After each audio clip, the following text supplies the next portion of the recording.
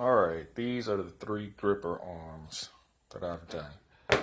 First one was for a prototype, just to see the geometry. The second one was supposed to function. As you can see, it doesn't. Well, the third one, before I get into why it's broken here,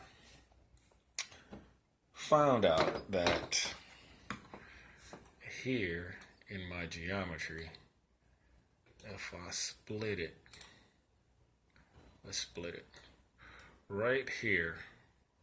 Let's zoom in on it. Right here, I didn't have my tolerances set enough. Let's see.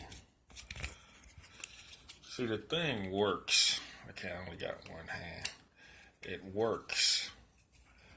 But due to the fact that this tolerance here didn't have enough bridge gap, that's what was holding it. And in order to make it function, I had to break the other jaw off in order for it to function. But at least, let me put it back. At least I got it to move. So that's where I am now. So what I'm doing now is I open that tolerance up a little bit more. I'm glad to see that even my little function there works. I'm glad to see it move. I'll show you where it messed up at.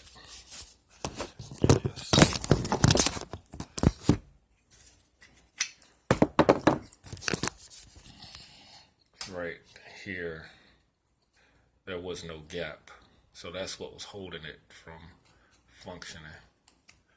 But as you can see now, it's good.